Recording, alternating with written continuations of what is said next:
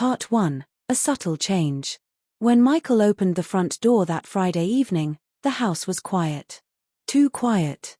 The kind of quiet that didn't feel restful or welcoming, but instead, distant. Hollow. He stepped inside and set his keys in the ceramic bowl by the entry, a habit he had developed after moving in with Alyssa 2 years ago.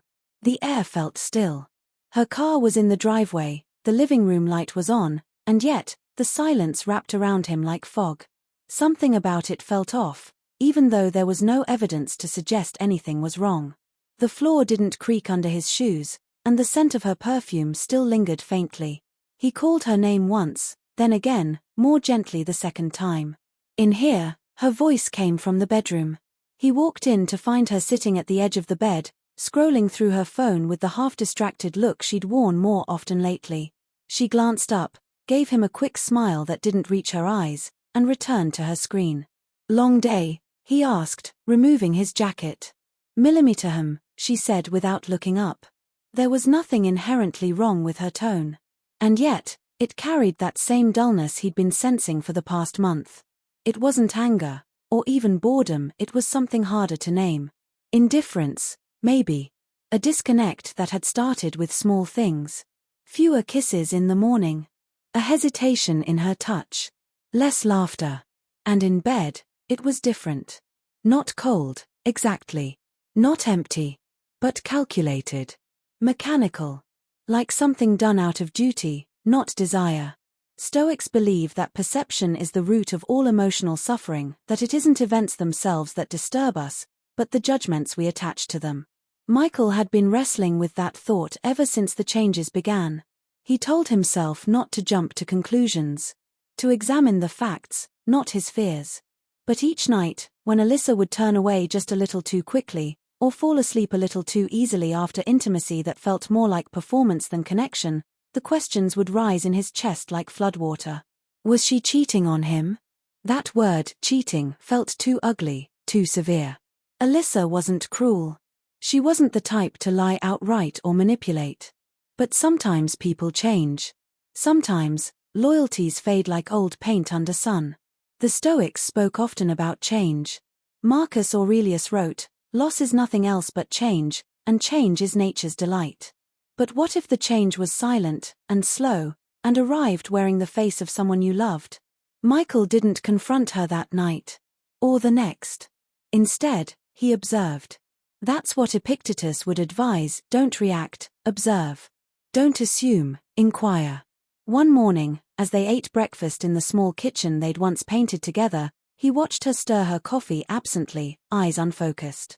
He asked her if she wanted to go hiking that weekend like they used to. She nodded without looking up. "Sure," she said, "if the weather's nice." It was always the same now. Sure, if. Nothing was definite anymore. No excitement, no commitment. The woman who once sent him playlists at midnight and wrote notes on napkins had become a mirror without reflection. That weekend, the hike didn't happen. She claimed she had a migraine. Michael didn't argue. He simply went alone, boots crunching over dry leaves, each step sinking deeper into thought. Up there in the hills, away from the digital noise and social pretense, he could think clearly. He remembered the ancient teachings he'd spent years studying. How the Stoics trained themselves to remain unshaken by loss, to distinguish between what is within our control and what is not. Alyssa's affection, her fidelity, her desires, those things were not in his control. His actions were. His thoughts were. He remembered something else Marcus wrote: "You have power over your mind, not outside events. Realize this, and you will find strength." The following week, the signs grew sharper. Alyssa started going to bed earlier than usual, locking her phone more often, texting someone with a smile she no longer showed him. And in bed, when intimacy did happen, it felt forced. She'd turn away too quickly. Or worse, pretend it was satisfying when it clearly wasn't. Her moans, once honest and tender, now sounded rehearsed. It wasn't about the act itself. Michael had learned long ago that physical expression was only one thread in the tapestry of connection.